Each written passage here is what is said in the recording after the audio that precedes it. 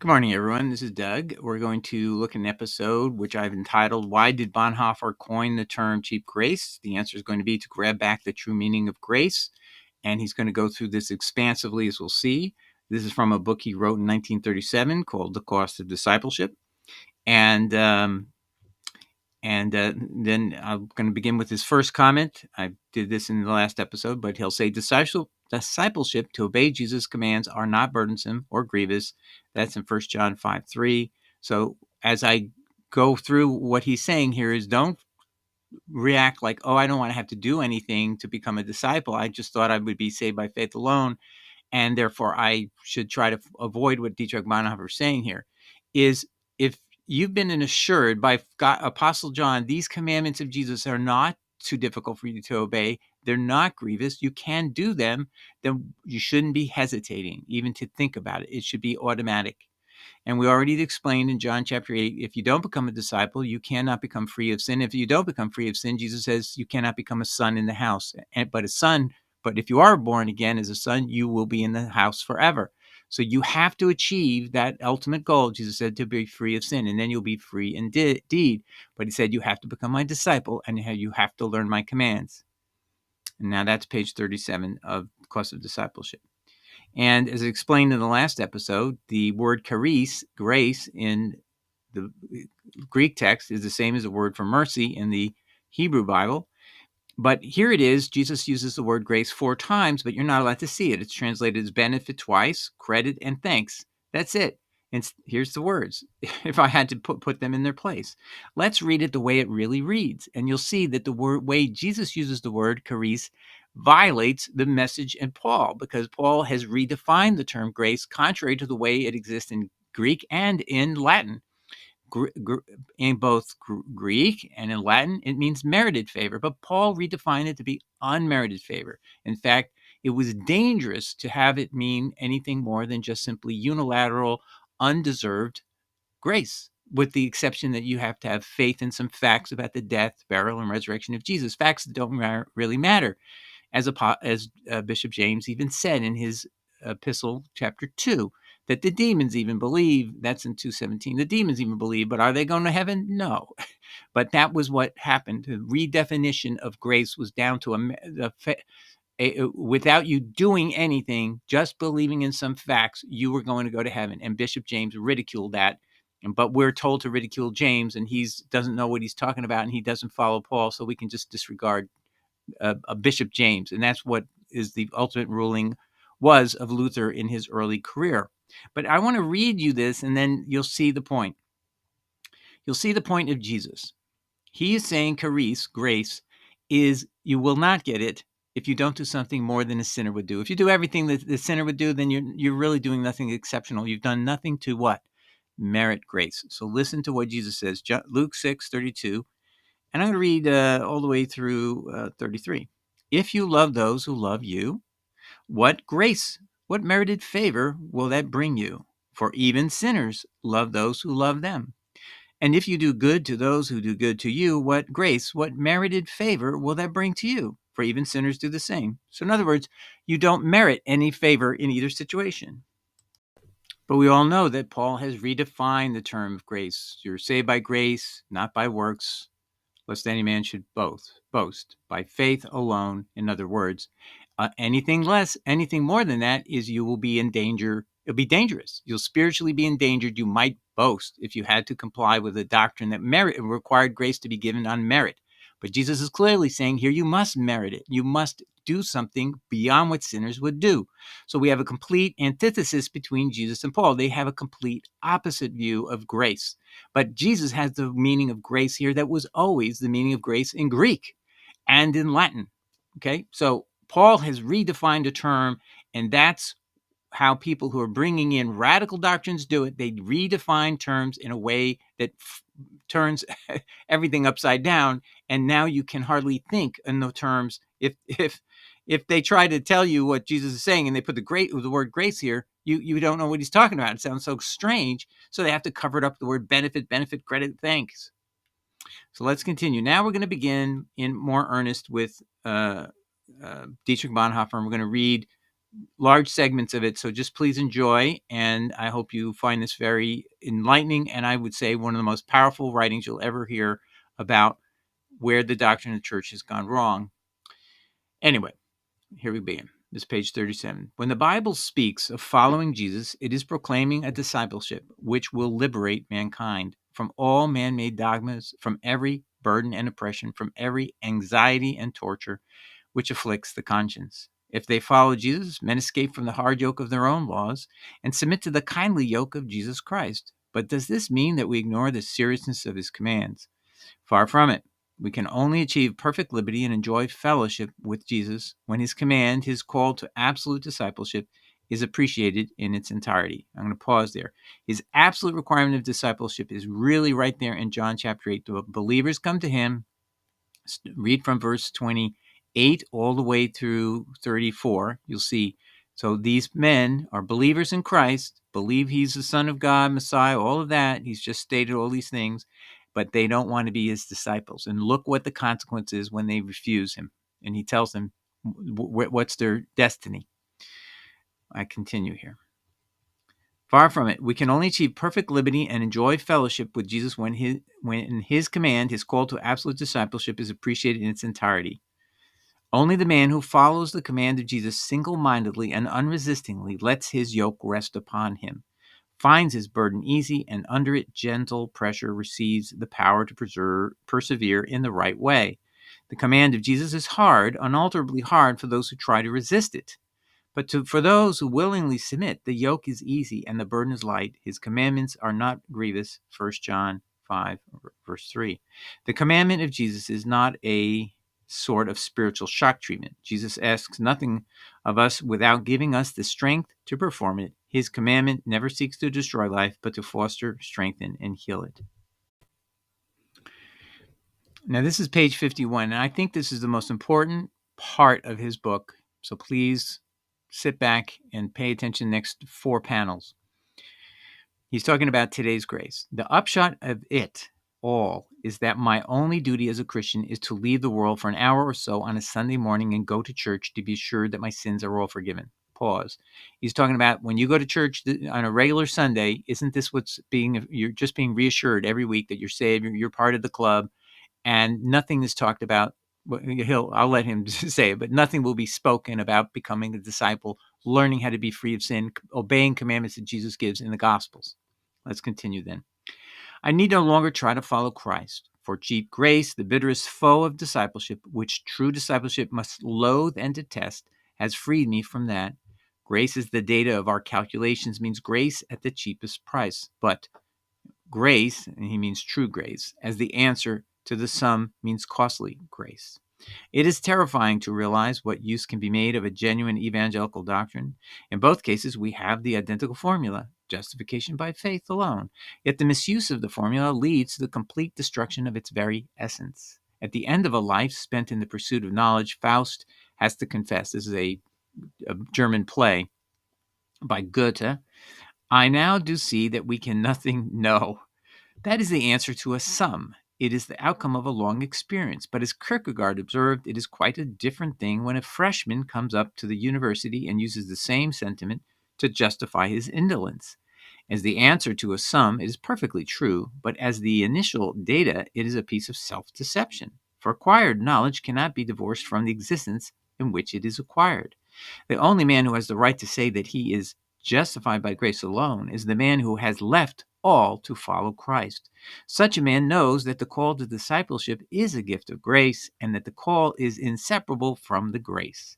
But those who try to use this grace as a dispensation from following Christ are simply deceiving themselves. But we may ask, did not Luther himself come perilously near to this perversion in the understanding of grace? What about his pecca fortiter sed fortius fide et gaude in Christo? Sin boldly, but believe, and rejoice in Christ more boldly still. You are on the opus operatum of grace. You're on the working work of grace. Is this the proclamation of cheap grace, naked and unashamed, the carte blanche for sin, the end of discipleship? Is this a blasphemous encouragement to sin boldly and rely on grace? I'm going to pause there. If you read the original work, yes, that seems to be exactly what Luther was saying. So he's literally going back in history and reinterpreting Luther to correct him. Is there a more diabolical abuse of grace than to sin and rely on the grace which God has given? Is not the Roman Catechism quite right in denouncing this as a sin against the Holy Spirit? Grace interpreted as a principle of pecca fortiter, sin strongly, as a principle, grace at a low cost, is in the last resort simply a new law which brings neither help nor freedom. Grace as a living word, pecca fortiter, let's sin, as our comfort in tribulation and as a summons to discipleship. Costly grace is the only pure grace, which really forgives sins and gives freedom to the sinner. We Lutherans have gathered like eagles round the carcass of cheap grace, and there we have drunk the poison which has killed the life of following Christ. It is true, of course, that we have paid the doctrine of pure grace divine honors unparalleled in Christendom. In fact, we have exalted that doctrine to the position of God himself. Everywhere Luther's formula has been repeated, but its truth perverted into self-deception. So long as our church holds the correct doctrine of justification, there is no doubt whatever that she is justified church.